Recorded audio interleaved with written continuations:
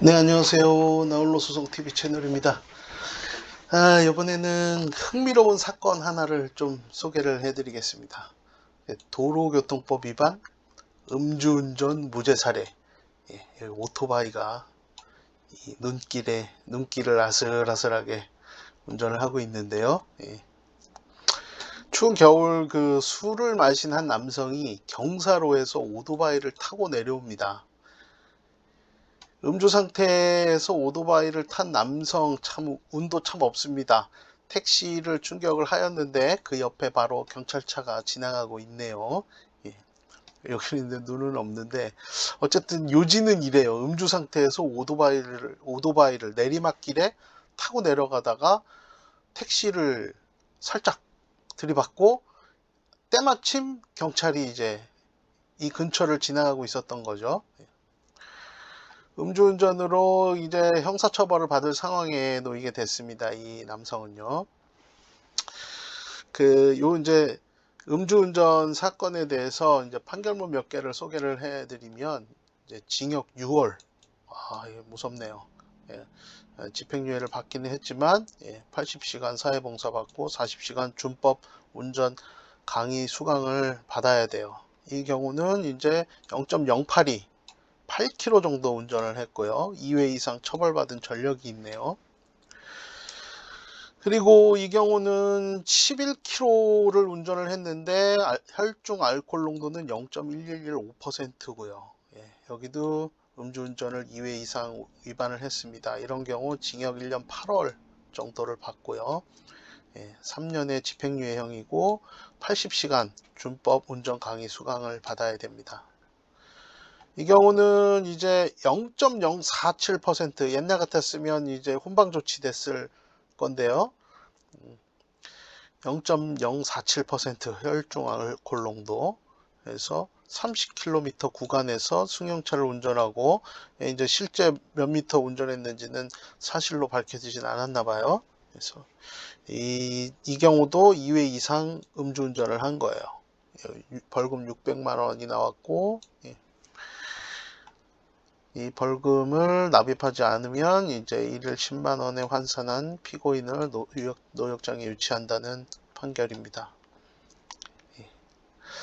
그 약식명령 벌금 이제 다시 사건으로 돌아와서요.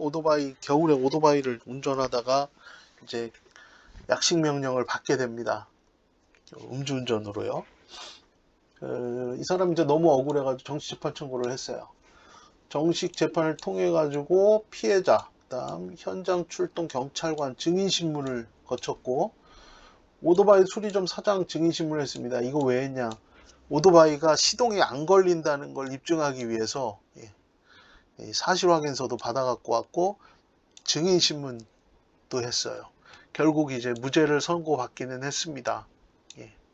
오토바이가 시동이 안 걸린다는 사실을 확인했기 때문에 그런 거거든요. 근데 이 사람이 이제 친구랑 회식 때 이제 술을 한 잔 먹고 집에 딱 왔는데 이게 겨울이고 그래서 세워뒀던 오토바이가 시동이 걸리는지 안 걸리는지 확인하고 싶었던 거예요. 그래서 이제 이걸 계속 끌고 가서 시동을 걸 수는 없으니까 내리막길에 한번 타본 거죠. 내리막길에. 그래 이제 내리막길에 타고 내려가다가 때마침 택시가 지나가고 그 택시를 들이받은 겁니다. 브레이크까지 안 들어가지고요. 결국엔 무죄를 받았어요. 이제 요 변론 요지서 중에 저희 사무실에서 이제 과거에 무죄를 받았던 사건 변론 요지서 중에 이제 직장 기숙사 인근에서 친구들하고 술을 마시고 술자리 마치고 친구랑 같이 겨울내 세워두었던 이제 부친 속의 오토바이를 연휴 기간에 타기 위해서 시동이 걸리는지 상태 점검을 한 거예요.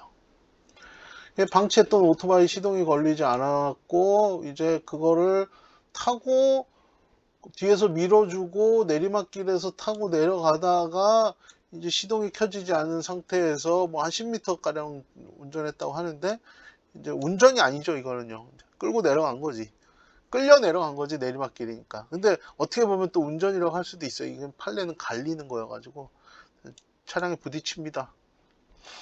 마침 이제 현장 부근을 순찰 중이던 경찰 공무원한테 이제 확인이 되고 술 냄새 나니까 음주운전으로 확인이 돼서 음주 측정하고 음주운전 혐의로 조사를 받고 기소가 돼요. 그러니까 약식 기소가 된 거죠. 무죄를 받을 수 있었던 거는 도로교통법 2조 제19호에 보면은 이 도로에서 차를 그 본래의 사용 방법에 따라 사용한 것이 아니면 운전이라고 보지 않습니다. 그래서 이제 이 관련 기사들인데요. 술 취해 시동 꺼진 오토바이로 내리막길 주행. 법원은 음주운전 아니다. 2018년 6월 18일 기사네요. 네. 그 차 시동 안 걸고 비탈 내려가다 사고. 운전 아니어서 무죄. 네. 차도 마찬가지고요. 시동 걸고 발진 조작 완료해야 운전자 의지나 관여 없어 운전행위 아니다. 그래서 음주운전은 아닌 걸로. 또 술 마신 뒤 시동 꺼진 차 조작에 운전 아니다. 21년도 이렇게 요거는 20년도 7월 기사고 이렇습니다.